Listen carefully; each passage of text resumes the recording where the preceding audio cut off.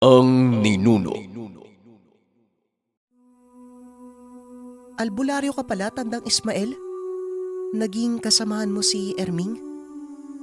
Kilala ko nila Erming. Higit pa sa pagkakakilala mo sa akin. Alam nila kung sino at ano ang galaw ko. Bakit? Wala bang sinabi sa'yo mga kasama mo sa mga nangyayari? O baka naman kasamaan mo rin sila ha? Galamay kayo ng hari ng Irito. Wika ni Susan.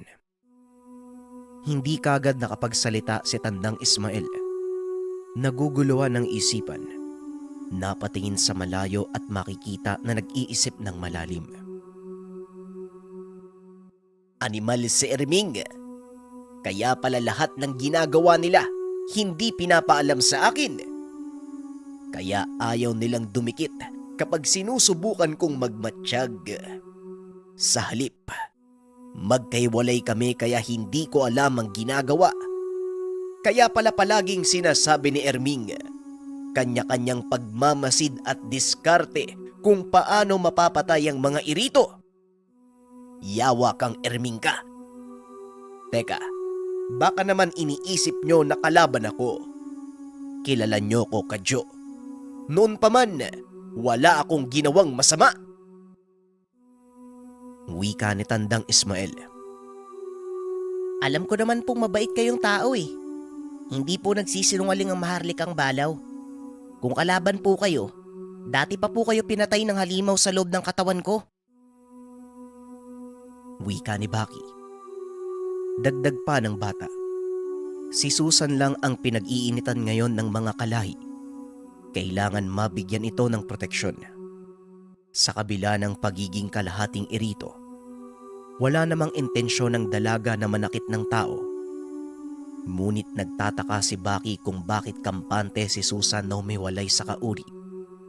Samantalang kung pagbabasihan ang mga sinabi ni Sidro, delikado na magtraidor sa grupo.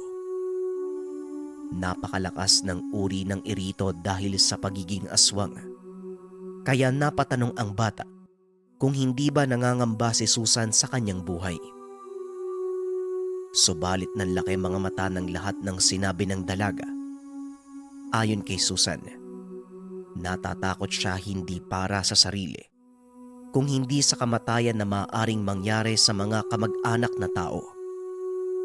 Wala itong pakialam sa kauring Irito.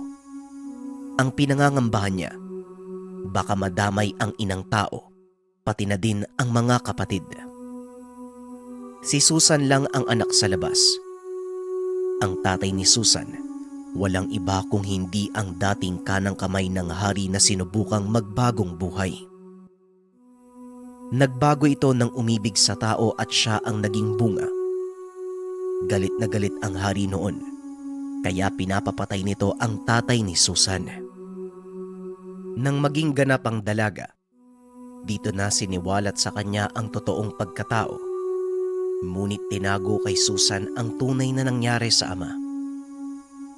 Saksing buhay ang mga mata ng dalaga kung papaanong pinatay sa harapan niya ang mga biktima.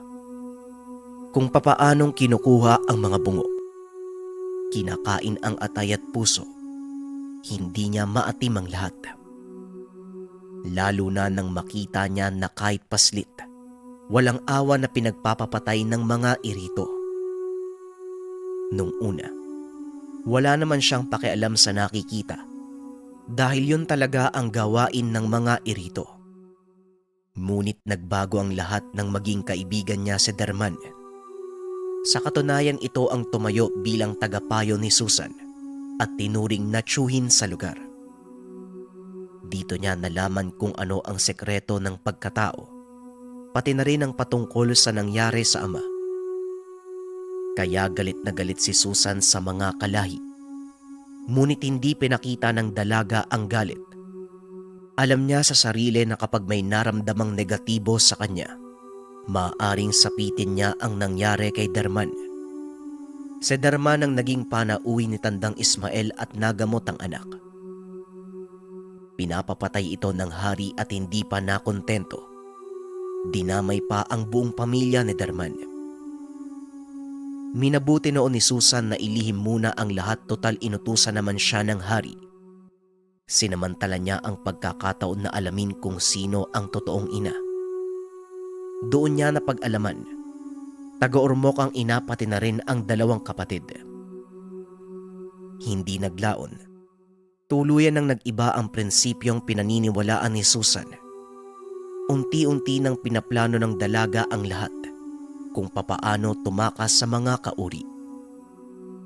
Ngunit nalaman ang plano ni Susan nang merong magtraidor sa kanya. Sinabi nito ang lahat ng gagawing hakbang sa mga kauri kaya binantayan ng hari si Susan. Sa oras daw na tumaliwas ang dalaga, papatayin ng hari ang nanay at mga kapatid ni Susan, maging ang buong angkan sa panig ng normal na tao. Kaya pinili ni Susan na magpasailalim na lang sa kapangyarihan ng hari. Tiniis niya ang lahat hanggang sa nakaisip si Susan na hikayatin ang iba pang mga kasamahan na dati pang nagtitiis sa pamamahala ng namumuno. Hanggang sa ipinapatay na ng hari ang mga mabubuting irito sa lugar. Ngunit idinaan niya sa ibang tao at hindi sa sariling kauri upang hindi siya pag-initan ng pinamumunuan. Nalulungkot si Susan dahil napatay din ang mga matatandang irito na naging kaibigan niya sa lugar. Napapailing na lang ng mga sandaling ito si Baki, maging si Tandang Ismael, Kadyo at Alberto. Sila ang kasangkapan sa masamang balak ng haring irito para sa pagpatay sa sariling kauri. Sinabi ni Baki kung ilang matanda na ang napatay niya. Ibig sabihin ate, hindi ka natatakot na madamay ang pamilya mo? Lalo na kapag nalaman ng hari na buhay ka pa. Sa kaigit sa lahat, nasa kamay ka pa namin. Wika ni Baki. Hindi kagad nakapagsalita si Susan. Makikita sa mga mata ang pangingilid ng luha. Naiintindihan nila ang pagiging aligaga ng dalaga kaya nagsalita si Alberto. Natanong ng panganay kung may paraan ba para hadlangan ng hari. Dito biglang nagsalita si Tandang Ismael. May paraan at siya na ang gagawa. Napaisip si Baki na maaaring tama si Tandang Ismael sapagkat may nabanggit si Sidro na makokontra lang ang kulam ng taong may malakas na karunungan. Dito nagliwanag ang diwa ng bata at nakaramdam ng gaan sa kalooban sapagkat maaaring kaya nga itong gawin ni Tandang Ismael. Sa pagkakakilala niya sa matanda, magaling ito at hindi hamak na may napatunayan na. Kaya noong sinabi ng bata na maliban sa pagtugis sa iba pang mga irito, isasagawa din ni Tandang Ismael ang prosesong alam niya para maprotektahan ang pamilya ni Susan. Hindi ganon kadali yun, Baki. Kailangan kasama ko mismo ang pamilya ni Susan. Dapat habang ginagawa ko ang proseso, kasama ko sila. Nang sa ganon, kakapit ang gagawin kong pangontra. Ano bang dapat, Susan? Pwede mo bang dalhin ang mga kaanak mo sa bahay namin? Pwede din sila sa bahay nila Baki. Maganda doon. Kahit gaano kalakas ang kulam, sigurado kong hindi tatalab. Maliban na lang kung sasadyain mismo ng mangkukulam. Siguradong alam mo kung bakit ito ang sinasabi ko, Baki. May tangan ang mga kapatid mo at nasa iyo pa ang maharlikang balaw. Wika ni Tandang Ismael. Nagtanong naman si Alberto kung ano nga ba ang pangunahin nilang gagawin. Ang sabi ni Tandang Ismael, sa lalong madaling panahon kailangan mahawakan ng albularyo ang pamilya ni Susan. Kung maaari, magsimula na kaagad hanggat may oras pa dahil ang mga kulam ng irito mabilis pa sa hangin kung gumalaw. Ganito na lang, para hindi gumulo ang sitwasyon. Ikaw Baki bunso, total nagagamit mo ang lakas ng maharlikang balaw sa paglalakbay.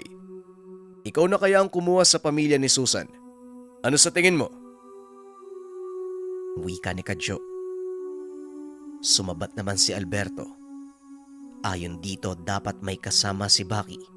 Paano matutunto ng kapatid ang lugar kung walang gagabay? Kailangan pa bang gabayan?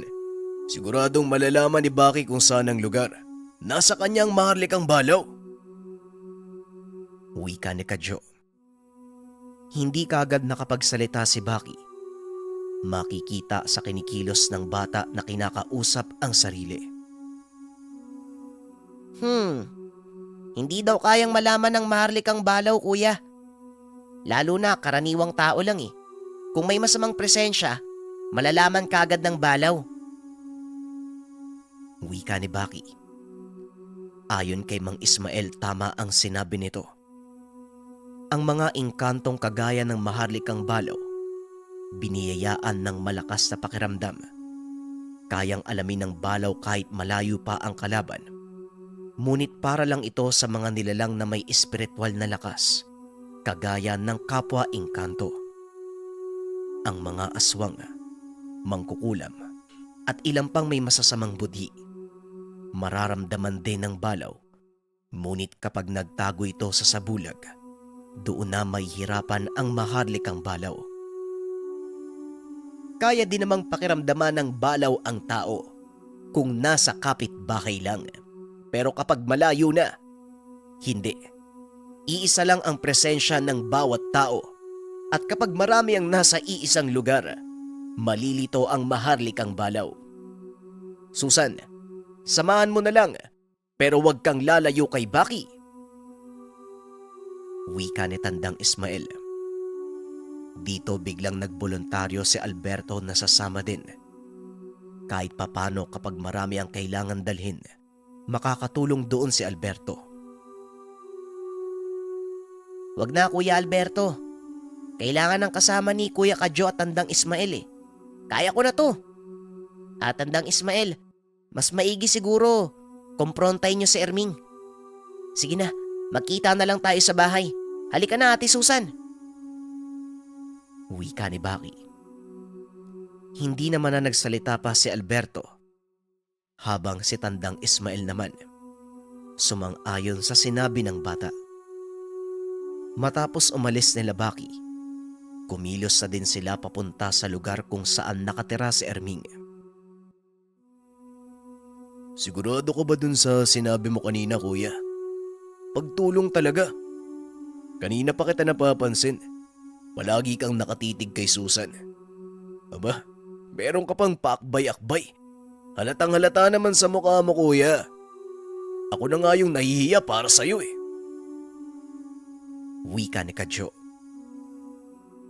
Hoy, parang hindi mo na talaga ako nire-respeto ah. Bilang panganay ha, huwag mo kong ginaganyan. Kanina ka pa, Kadyo ah. Gusto mo bang dagukan kita? Ang dumi ng isip mo.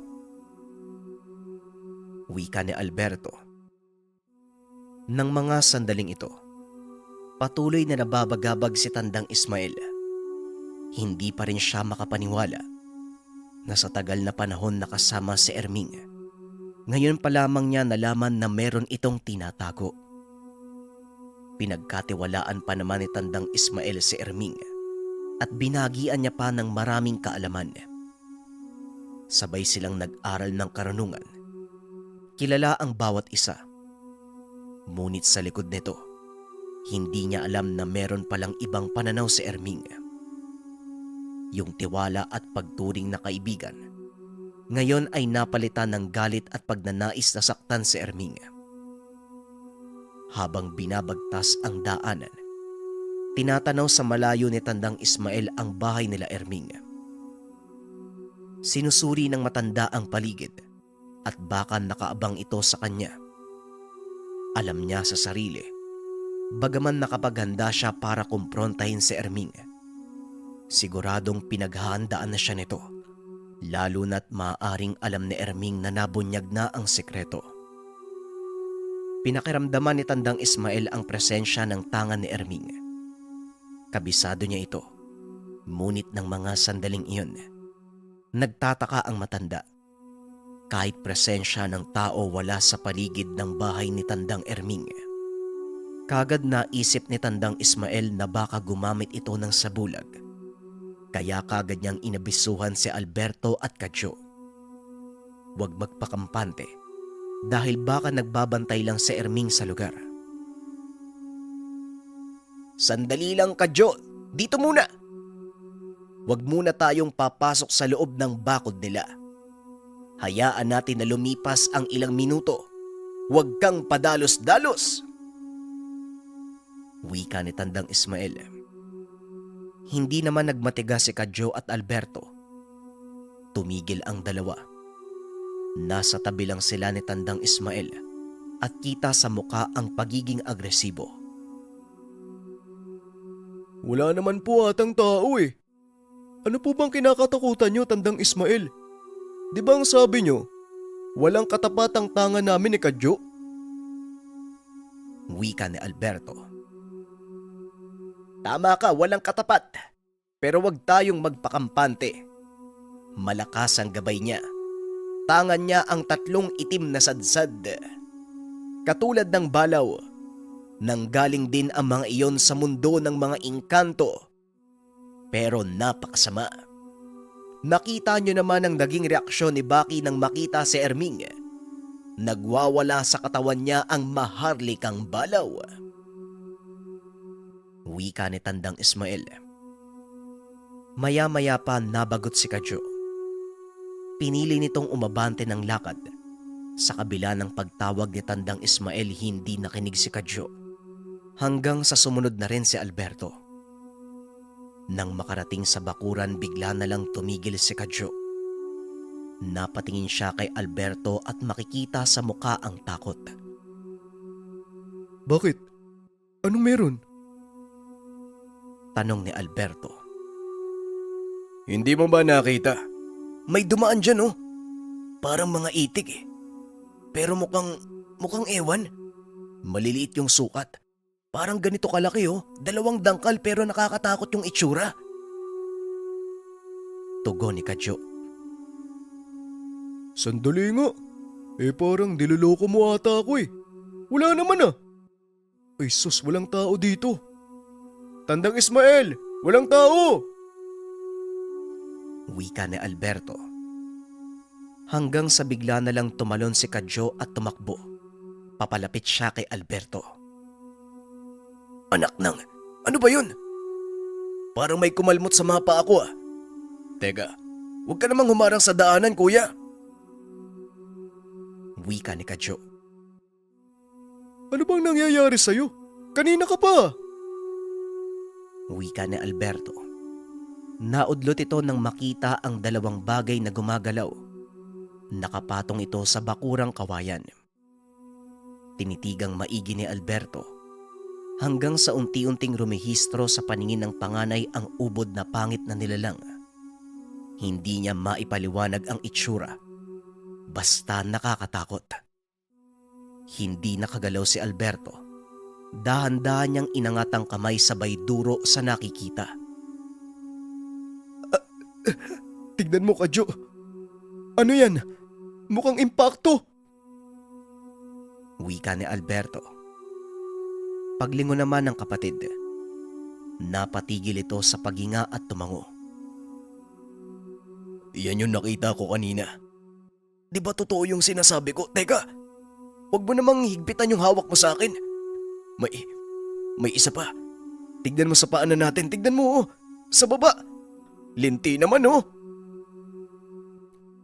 Tugon ni Kadyo. Pagbaba ng tingin ni Alberto, hindi niya napigilang mapatalon at kumaripas ng takbo papalapit kay Tandang Ismael. Habang si Kadyo naman, nawalan ng balanse at natumba sa lupa. Tatayo sana si Kadyo.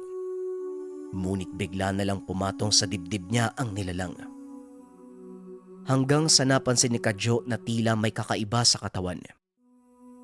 Sobrang lamig at hindi niya maigalaw ang mga kamay. Maging ang mga paa hindi na maramdaman ng binata. Hanggang sa unti-unting nilalapit ng nilalang ang muka kay Kadyo.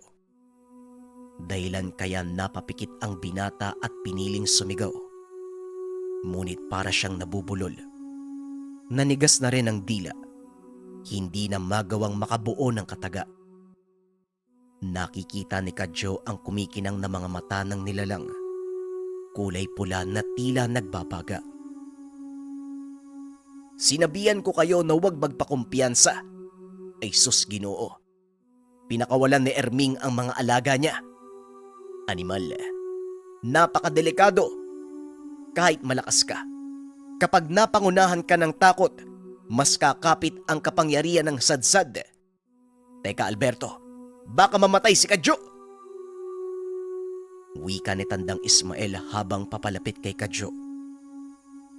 Si Alberto naman, hindi nawala sa muka ang matinding takot. Bagaman naranasan niya ng makipagpatayan laban sa mga aswang at nakita kung gaano kabangis at nakakatakot ang balaw, ibang-iba ang pakiramdam niya nang makita ang maliliit na nilalang. Yung tapang niya ay tila napalitan ng pagkabahag. Nakatingin lang siya sa matanda habang papalapit kay Kadyo. Tinataboy ni Tandang Ismael ang nakatungtong sa dibdib ng kapatid. Naririnig ni Alberto ang tunog ng pusa na naipit mula sa nilalang. Napakatinis ng boses. Masakit sa tenga kung papakinggan. Hanggang sa kumuha ng kahoy si Tandang Ismael. Sinundot ang nilalang hanggang sa lumundag ito sa lupa. At dito pa lamang nakapagsalita si Kadyo. Mabilis na bumalikwas ang binata. Sabay amba ng sipa doon sa sadsad. Kaso bigla na lang itong naglaho. Linte. Kuya Alberto, anong ginagawa mo dyan? Iniwan mo ko eh. Teka, anong impacto ba yung Tandang Ismael? Bakit hindi ako nakagalaw? Tanong ni Kadyo. Itim na sadsad. Mabuti na lang nataboy ko. Hindi ka talaga makakagalaw. Tinitigan mo ba naman sa matay? Yon ang abilidad ng sadsad. Mapaparelisa ang katawan mo sa oras na mahulog ka sa hipnotismo. Sabi ko naman sa'yo, huwag kang lalapit. Hindi kayo naniwala sa akin. Tandaan nyo, kilala ko si Erming, kaya alam ko ang mga kakayahan niya. Wika ni Tandang Ismael. Nagtanong naman si Kadyo kung ano ang kailangan nilang gawin. Ayon sa matanda, lumayo muna sila ng kaunti, basta wag na munang lalapit sa bakuran. Nakakatiyak siyang hanggang doon lang ang kayang maabot ng mga sadsad. Tapos ano? Mag-aantay lang tayo dito. Tanong ni Kadyo. May gagawin ako. Hindi natin madaling mapapasok ang lugar kapag malayang nakakagalaw ang mga alaga ni Erming. Mabuti sana kung nandito si Baki. Siguradong hindi tayo mahihirapan.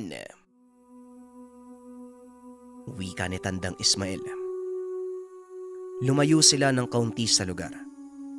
Mga ilang metro mula sa bakuran. Nang mga sandaling ito ay nagyaya ng umuwi si Alberto. Hindi niya alam kung bakit kinikilabutan siya sa lugar. Maging si Kadyo ganun din ang nararamdaman. Ang sabi ni Tandang Ismael, nakakatakot sa aspetong pisikal ang balaw. Ngunit ang sadsad, may abilidad lang itong manipulahin ang isipan ng tao.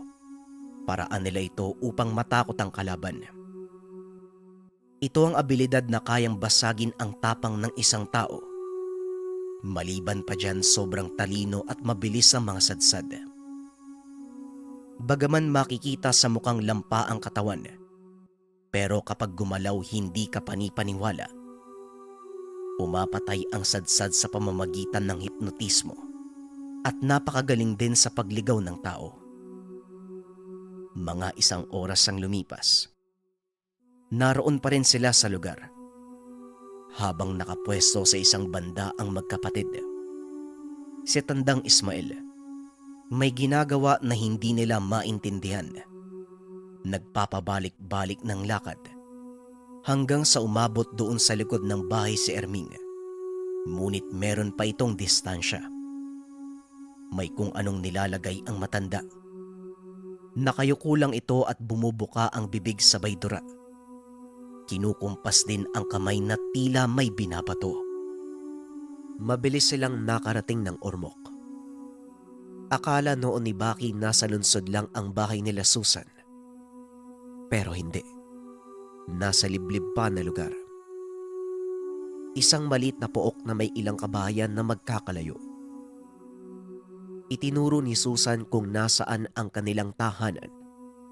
Nakita ni Baki na nasa gilid lang ito ng daanan. Madilim. Napakatahimik. Tulog na ang mga tao sa lugar. Sandali ate. Maniniwala kaya yung pamilya mo sa gagawin natin? Tanong ni Baki. Maniniwala sila, Baki. Matagal ko na silang sinabihan na umalis na eh. Kaso nag-aalangan si nanay. Wala naman silang malalapitan eh. Diyan ka lang ha. Ako na munang bahala. Tugon ni Susan. Hindi naman nagsalita pa si Baki. Nang mga sandaling iyon alam ng bata na ligtas ang lugar. Napakatahimik ng balaw sa loob ng katawan. Maya-maya pa, narinig na ni Baki ang pagtawag ni Susan. Nagbukas ang ilaw at may sumagot sa loob na tao. Dito nakita ni Baki mula sa bintana ang batang babae at dalaga. Meron ding lumabas na matanda na tila ito ang nanay ni Susan. Naging mabilis ang mga pangyayari. Matapos sabihin ni Susan ang sitwasyon, kaagad namang sumang-ayon ang ina na si Norma. Parehong babae ang kapatid ni Susan. Ang batang babae ay si Irene, habang yung isa naman na dalaga ay si Risa. Matapos makapaghanda, kaagad nilang nilikas ang lugar. Umiiyak pa ng mga sandaling ito ang bunsong kapatid ni Susan. Natatakot na makakita ng mga elemento habang dinadaan sila ni Baki sa lagusan ng mga engkanto. Habang si Risa naman, nakayuko lang at halatang balisa. Hindi na nila dinaanan pa sila Alberto. Sa halip dumiretso na sa abuyog. Samantala, balik naman tayo sa kalagayan nila Alberto at Kadyo. Nang mga sandaling ito madaling araw na.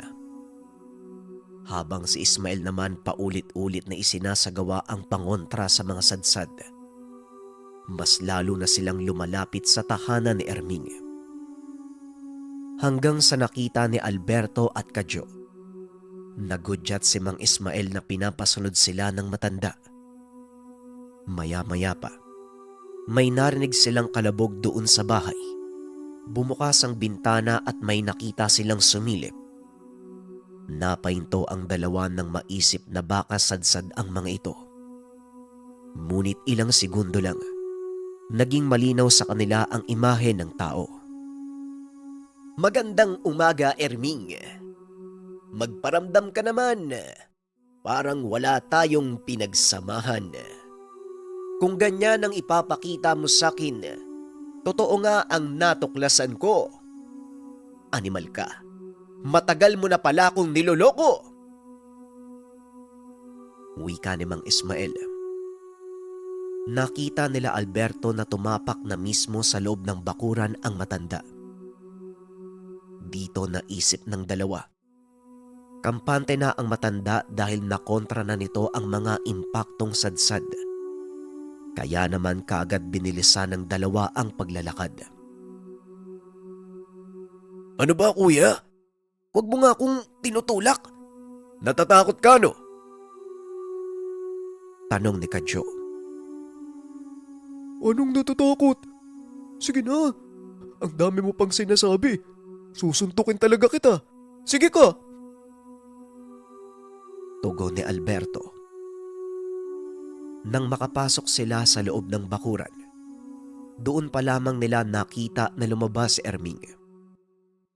Nagulat si Alberto dahil bitbit nito ang isang mahabang itak. Sumasayad pa ito sa lupa at kumikinang ang talim. Maliban pa dyan, nasa likuran ni Erming ang 3 itim na sadsad. Akala mo ba matitinag ako sa hawak mo? Abay teka, kilala mo naman siguro itong mga kasama ko. Maaring nalamangan mo sila kanina gamit ng gabay mo. Pero ngayon, hindi na makakalapit ang mga yan. Alam mo ba kung ano yung nakita mong halimaw doon sa lugar ng mga irito? Isang uri ng maharlikang balaw. At itong dalawang tao na pagkalooban ng tangan mula sa balaw. Hindi ka ba natatakot? Kaya nilang pisain ang katawan mo na parang kamatis. Tingin mo, uubra kaya ang abilidad mo sa dalawang ito? Kadyo, Alberto, banatan nyo na! Wika ni Mang Ismael. Nang mga sandaling iyon, nakaramdam ng galit si Kadyo. Akala niya si Mang Ismael ang lalaban pero sila pala ni Alberto ang mapapasubo. Ang ganda ng mga sinabi mo, Mang Ismael ah. Ang angas na sana eh. Ang dami mong sinabi, kami naman pala yung lalaban. Wika ni Kadyo. Oo nga naman, teka. Ikaw na yung mauna, Kadyo. Ikaw na yung malapit eh. Mag-iingat ka ah. Mukhang nangangagat yung mga impakto eh. Tugon ni Alberto. Bumulong si Mang Ismael sa magkapatid na mahina siya pagdating sa pisikal na laban. Kaya lang niyang gawin ang pagbitaw ng mga tigalpo at pangontra sa kakayahan ng kapwa albularyo. Napailing na lang sa mga sandaling iyon si Kadyo. Umabante na ng lakad pero inoobserbahan niya si Erming. Hindi ito nagsasalita. Sobrang tahimik at nanlilisik ang mga mata. Habang si Alberto naman, nakasunod lang pero nakatuon ang atensyon sa mga alaga ng albularyo. Hanggang sa bigla na lang hinampas sa lupa ni Erming ang mahabang itak, sabay duro kay Kadyo. Sa pagkakataong iyon nakita ni Mang Ismael ang pagbuka ng bibig ni Erming, pero walang lumalabas na boses. Isang indikasyon, nagbibitaw na ng pangtigalpo ang kapwa albularyo. Gulat na gulat si Mang Ismael dahil hindi tinatablan si Kadyo. Sa halip kinukusot ang mga mata na tila napupuwing lang. Nagpatuloy sa pag-abante si Kadyo at tinapik ang itak. Sabay bitaw ng malakas na suntok sa mukha ni Erming. Tumumba si Erming at narinig sa lugar ang pag-ungol ng matanda. Teka, anong klaseng tao ka? Tanong ni Erming. Hindi nagsalita si Kadyo. Dito palang lumapit si Alberto sabay amba ng pagsipa ngunit hinarang ito ni Kadyo. Wag na. Sapat na yung ginawa ko bilang tanda sa kanya. Kagad namang lumapit si Mang Ismael at kinuha ang itak na hawak ni Erming.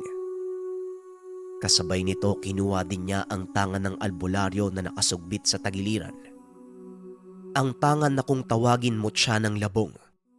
Ito ang ginagabayan ng 3 itim na sadsad. Matapos makuha ni Mang Ismael ang tangan, dito biglang naglaho ang mga gabay ni Erming. Ngayon naniniwala ka na. Totoo ang sinasabi ko, Erming. Kinargahan mo pa ang itak mo. Tignan mo ang suot nilang damit. Punit-punit, hindi ba? Pero walang sugat. Alam mong mga irito ang kinalaban nila kanina. Kahit kalmot ng irito hindi tumalab. Ito pa kayang simpleng karga mo. Sinubukan mo pa talagang magbato ng tigalpo. Ayan, nakatikim ka tuloy. Kung sumuko ka na lang sana. Akalain mo, pinahabol mo pa ang magkapatid sa mga alaga mong mukhang daga. Bueno, hindi naman ako nagtatanim ng sama ng loob kahit traidor ka. Kahit papano may pinagsamahan tayo. Sa susunod na pagkikita natin, isipin mo na lang nakalaban mo na ako. Halika na, Kadyo at Alberto. Hindi na lalaban yan. Wika ni Mang Ismael. Hindi nakapagsalita si Erming. Tulala lang ito at sinusundan ng tingin ang 3 habang papalayo. Ang sabi ni Mang Ismael sa dalawa, bukod kay Erming may iba pang dapat mabigyan ng leksyon. Bigyan ng leksyon? Mamaya kami na naman yung lumaban eh. Tama po ba? Wika ni Kadyo. Abay, sino pa nga ba? Ang pinaliwanag ko sa inyo, malakas lang ako sa espiritual na pakikipaglaban. Ano pang dapat niyong gawin? Di ba nga, Salvador din kayo kagaya ni Baki. Pero huwag kayong mag-alala. Tutulong pa rin ako sa inyo. Pero hanggang sa espiritual nga lang. Tugon ni Mang Ismael. Alam mo, Kadyo, gusto ko nang saktan yung matandang yan eh. Ang angas magsalita. Parang ginagawa tayong laruan eh. Bulong ni Alberto kay Kadyo. Huwag na, hayaan mo na lang. Ako din naman nababanas na dyan eh. Tignan mo nga yung katawan niyan. Mukhang isang ubo na lang. Mamamatay na yan eh. Ang laki mo pa naman. Teka, anak nang. Tinapakan mo pa yung tsinelas ko, kitang sira na eh. Sandali. Bakit dito tayo dumadaan? Pansin mo ba kuya? Hindi naman tayo dumaan dito kanina. Wika ni Kadyo. Mang Ismael, magtatanong lang po. Bakit dito tayo sa kalsada? Di ba dapat sa gubat? Tanong ni Alberto. Ang sagot ng matanda. Iba ang dinaanan nila kanina. Maganda kapag kasama si Baki. Ngunit ngayong wala ang bata. Siguradong kapag dumaan sila sa gubat, aabutin sila ng isang araw bago makauwi. Kayong dalawa, sasakay tayo ng sasakyan syempre. Kapag dumaan tayo sa gubat, bukas na ng gabi ang dating natin. Gusto nyo ba yun? Wika ni Mang Ismael. Oo nga no. Bakit hindi ko yun naisip kagad? Mukha tuloy akong ewan. Ikaw kasi Kadyo eh. Hindi ka nalang magtiwala kay Mang Ismael eh. Wika ni Alberto. Wala namang nagsabing magtanong ka kay Mang Ismael eh. Ikaw yung kusang nagtanong dyan tapos ako yung sisisihin mo. O teka, bakit parang galit ka? Biro lang eh. Huwag ka na nga sumimangot. Ang taba mo na nga tapos lukot pa yung mukha mo. Wika ni Kadyo. Maya-maya pagputok ng bukang liwayway, may napapadaan na ng mga sasakyan. Sumakay ang tatlo at nakarating sila sa abuyog angat na ang araw. Dumaan muna sila sa tahanan ni Mang Ismael. Walang ibang tao maliban sa mga kaanak ng albularyo. Nang mga sandaling iyon, umuwi muna ang matanda. Ang sabi magpapahinga muna at punta na lang siya kung sakaling dumating na si Baki. Hindi naman na nagsalita pa ang magkapatid. Habang binabagtas ang daan, natanaw na nila ang tahanan sa itaas ng burol. Nanlaki mga mata ni Alberto nang makita sa malayo si Susan. Naroon sa bakuran, nakaupo sa mahabang upuang kawayan katabi ni Tatay Juan. Kagad niyang siniko si Kadyo at sinabing dumating na sila Baki. Alam ko, nakikita ako naman eh. Aba, ang saya mo yata. Nag-aalala ako ha. Hindi pa naman tayo nakapagpaalam ng maayos kay tatay. Naku, lagot tayo nito. O kita mo, pangiti-ngiti pa tong animal na to. Palibasa, nandyan kasi si Susan eh. Wika ni Kadyo habang nakasunod kay Alberto. Alam niya na nahuhumaling ang kuya kay Susan. Kita naman sa kinikilos na numbalik ang lakas sa kabila ng pinagdaanan nilang pagod. Nakita lang si Susan umaliwalas na ang muka. Nang makarating sa tahanan, kaagad na sumalubong si Baki. Ipinaliwanag ng bata kung bakit hindi na sila dinaanan. Baka kung ano pang mangyari sa pamilya ni Susan. Nagkalat pa sa lugar ang mga kalaban. Hindi na nagsalita pa si Kadyo. Habang si Alberto naman kaagad nang lumapit kay Nanay Lusing at Tatay Juan. Nagmano ang panganay ngunit pagkatapos. Aray ko naman, tay. Kinaltukan pa talaga ako eh. Kitang may bisita eh. Nakakahiya eh. Aray ko, ang sakit ng anit ko ah. Wika ni Alberto habang hawak ang ulo. Ikaw, hindi ka man lang nag-abiso. Ay sus, bigla na lang kayong umalis dalawa. Mukha tuloy akong ewan doon sa bukid eh. Hoy, hoy, ikaw, pumarini ka nga kadyo. Hindi ka ba magmamano? Kunwari ka pa eh. Bilisan mo, lumapit ka dito. Wika ni Tatay Juan. Atay, mamaya na po ako lalapit. Kinakausap ko pa si Baki eh. Uy, sabi na galit si Tatay eh. Ang lakas ng pagkakakalto kay Kuya. Nakita mo ba yun, Baki? Mabuti hindi ako lumapit kagad. Bulong ni Kadyo kay Baki. Mabuti nga, yan lang yung nangyari sa kanya. Ako nga nakipagabulan pa kay Tatay. May bitbit ba naman na tangkay ng nyog? Pero naabutan pa din ako eh. Naipit ako sa silong. Naku, hala ka oh. Nagmamatigas ka pa. Ayan oh, papalapit na si Tatay. Bahala ka dyan, Kuya. Wika ni Baki at nagmamadali nang umalis. Teka tay. Uy, tatay magpapaliwanag ako. Kamuntikan pa akong tamaan. Uy, Baki! Wika ni Kadyo. Umiilag ito dahil binabato siya ng tsinelas ni Tatay Juan. Anong sinasabi mong magpapaliwanag? May dapat bang ipaliwanag? Kayo kaya ang maiwan dito, tapos hindi nagpaalam ang anak nyo? Halika. Hoy, saan ka pupunta? Dito ka, dali. Huwag mo na akong pahabulin, matanda na ako. May rayuma na din ako. Wika ni Tatay Juan. Ay, teka, sandali lang, wag naman po yung patpat. Ay, aray ko naman. Nagpaalam naman kami. Teka, si Alberto tayo, nangaasar pa oh. Wika ni Kadyo. Nakadampot ang Tatay Juan ng patpat at paulit-ulit na pinalo si Kadyo. Samantalang si Alberto naman, kagad tumahimik nang lingunin siya ng ama. Hay nako, sa susunod magpapaalam kayo ng maayos. Sabihin nyo kung saan kayo pupunta. Huwag yung bigla na lang kayong tatakbo. Ikaw naman, Baki, naku kang bata ka. Nakakalimutan mo, may magulang ka pa. Bueno, mag-agahan na kayo Kadyo. Ikaw, Alberto, kulang pa yung inabot mo sa akin ha? Wika ng ama. Sige tay, sige. Paluin mo rin ang patpat para patas kami.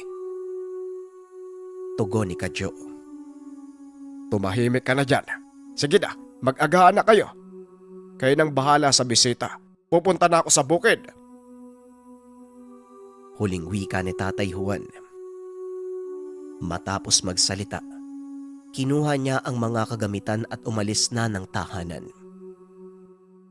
Nang mga sandaling iyon, tila nagulat ang magkakapatid.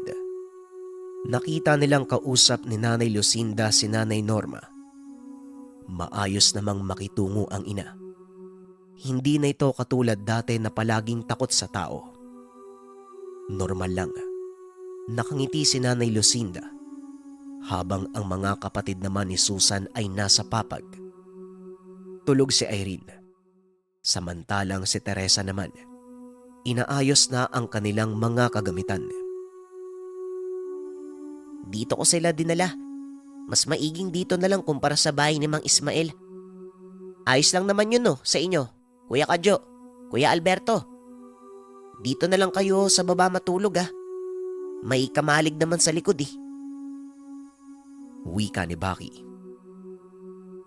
Wala namang problema sa akin.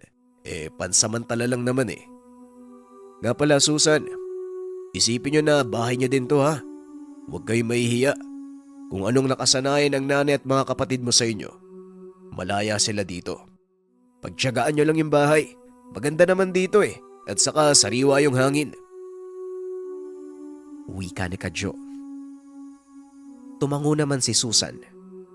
Nagpasalamat ang dalaga. Kaso nga lang halata sa muka ang sobrang pag-aalala. Nang mga sandaling iyon nawala sa paningin ni Baki si Kadyo at Alberto. Pagtingin ng dalawa sa silong ng tahanan, nakita nilang natutulog ang kapatid. Hindi na nila ginising pa. Pagod ito kaya hindi na kinaya ng katawan. Naging maayos naman ang kalagayan nilang lahat sa mga araw na lumipas. Kasabay nito ang ginagawa ni Mang Ismael sa pamilya ni Susan.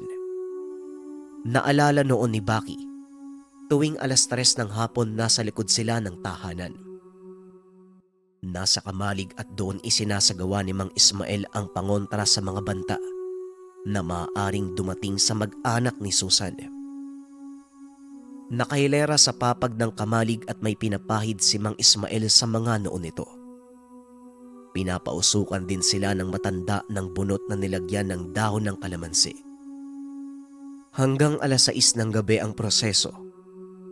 Maliban pa dyan, naglalagay si Mang Ismael sa paligid ng bahay ng mga pangontra. Samantala, nakapagtatakang tumutulong si Tatay Juan kay Mang Ismael. Alam ng magkakapatid na hindi biyasa ang ama, pero tila pulido ang proseso na ginagawa ng tatay, lalo na sa usaping pangontra. Sa katunayan, kung titignan sa kinikilos ni Mang Ismael at Tatay Juan, hindi hamak na mas mapagkakatiwalaan ang galaw ng ama. Maging si Mang Ismael naninibago kay Tatay Juan. Pero lingid sa kaalaman nilang lahat, maging si Baki walang ideya na kinakausap din ng ama ang maharlikang Balaw. Hindi naman ito sinasabi ng Balaw kay Baki. Maging si Tatay Juan walang sinasabi sa mga anak. Inabisuan siya ng Balaw na wag nang ipagsabi dahil dadagdag lang ito sa isipin ng bata. Tuwing gabi nag-uusap si Tatay Juan at ang maharlikang Balaw. Kapag nakakalabas ang Balaw sa katawan ng bata, tinuturuan nito ang ama ni Baki kung ano ang mga dapat gawin sa paligid ng bahay. Mga batayan at kaukulang kaalaman na hindi hamak na mas mabisa kumpara sa proseso ng mga albularyo. Paano ba naman kasi? Wala talagang tiwala kay Mang Ismael ang maharlikang Balaw. Bagaman alam nito na mabuting tao ang matanda, pero hindi ito kadugo nila Baki. Napakalaki ng respeto ng Balaw kay Tatay Juan sa pagpapakita nito ng katapangan at pagmamahal sa pamilya. Hindi biro ang obligasyon ni Tatay Juan, lalo pat dumagdag sa buhay ng pamilya ang maharlikang Balaw. Alam ng nilalang, siya ang dahilan kung bakit dinanas ng pamilya ang pait ng buhay. Hindi mapapantayan ang katatagan nito na harapin ang mga peligro at dagok sa buhay. Kaya kung gaano nire-respeto ni Baki ang mga magulang, ganun din ang ipinapadama ng Balaw. Maliban na lang sa mga kapatid ni Baki, masasabi talagang banas ang maharlikang Balaw. Mali ang lahat ng ginagawa ng mga ito. Imbis na makatulong, nagiging pabigat pa lalo ang dalawa kay Baki. Sabihin mo sa akin, Juan, saan mo natutunan ang paraang iyan? Kung hindi ako nagkakamali, pangontra yan sa masasamang elemento. Abay, marunong ka pala niyan. Nakakamangha. Akala ko kung ano ang gagawin mo sa manok na dala mo. Wika ni Mang Ismael. Kasalukuyan noong nasa dalisdis ng burol si Tatay Juan. Nagsasagawa si Mang Ismael ng pangontra, pero iba ang nakita niya kay Tatay Juan. Naglagay ito ng pinagpatong-patong na bato. Kinatay ang manok at pinatakan nito ng dugo. Hindi nag-uusal at walang binabanggit na kataga. Naway protektahan niyo kami ng pamilya ko at kasama pa ng ibang nasa tahanan. Wika ni Tatay Juan.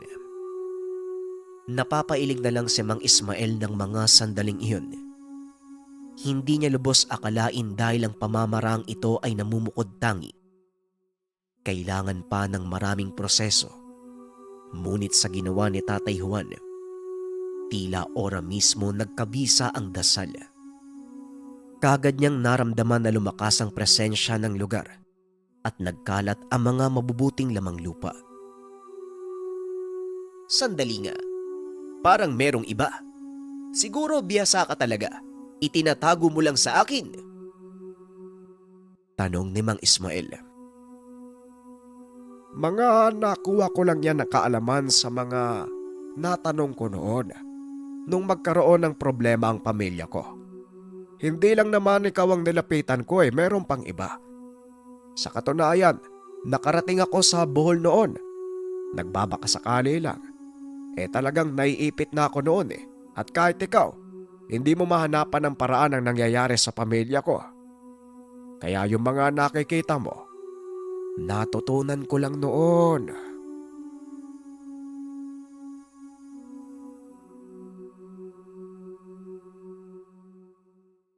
Ang Ninuno.